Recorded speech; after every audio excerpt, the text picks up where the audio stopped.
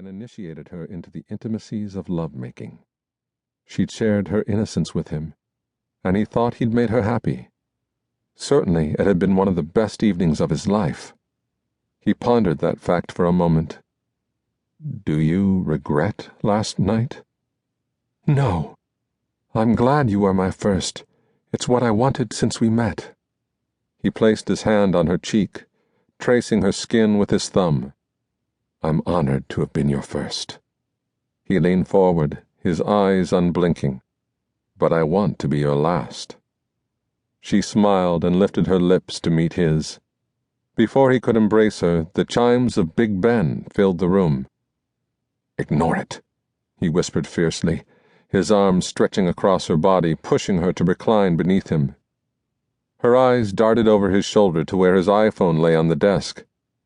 "I thought she wasn't going to call you anymore." "I'm not answering, so it doesn't matter." He kneeled between her legs and lifted the sheet from her body. "In my bed, there's only us." She searched his eyes as he began to bring their naked bodies into closer contact. Gabriel leaned forward to kiss her, but she turned her head. "I haven't brushed my teeth." "I don't care." He lowered his lips to her neck, kissing across her quickening pulse. "I'd like to clean up first." He huffed in frustration, leaning on one elbow. "Don't let Paulina ruin what we have." "I'm not." She tried to roll out from under him and take the sheet with her, but he caught hold of it. He gazed over the rims of his glasses, his eyes sparkling with mischief. "I need the sheet to make the bed."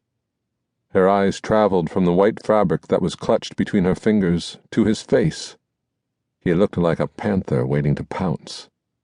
She glanced over the side of the bed at the pile of clothes on the floor. They were beyond her reach. "What's the problem?" he asked, stifling a grin. Julia blushed and gripped the material more tightly. With a chuckle, he released the sheet and pulled her into his arms. "You don't need to be shy. You're beautiful. If I had my wish, you'd never wear clothes again." He pressed his lips to her earlobe, gently touching the diamond stud. He was certain his adoptive mother, Grace, would have been happy that her earrings found their way to Julia.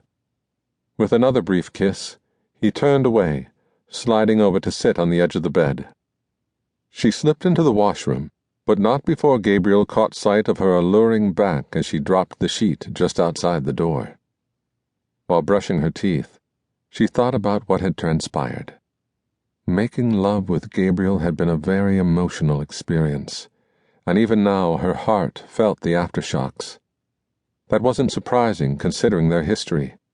She'd wanted him since she spent a chaste night with him in an orchard when she was 17. But he'd been gone when she awoke the next morning. He'd forgotten her in the aftermath of a drunken, drug-induced haze. 6 long years passed before she saw him again, and then he didn't remember her. When she encountered him again on the first day of his graduate seminar at the University of Toronto, he was attractive but cold, like a distant star. She hadn't believed then that she'd become his lover. She hadn't believed it possible that the temperamental and arrogant professor would reciprocate her affection. There were so many things she hadn't known. Sex was a kind of knowledge, and now she knew the sting of sexual jealousy in a manner she'd never experienced before. The mere idea of Gabriel doing what they'd done with some other woman, and in his case many other women, made her heart ache. She knew that Gabriel's trysts were different from what they'd shared, that they were assignations not brought about by love or affection. But he'd undressed them, seen them naked, and entered their bodies. After being with him, how many of those women craved more? Paulina had. She and Gabriel had maintained contact over the years since they conceived and lost a child together.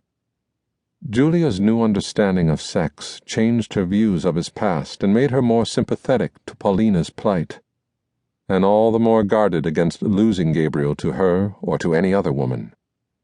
Julia gripped the edge of the vanity as a wave of insecurity washed over her.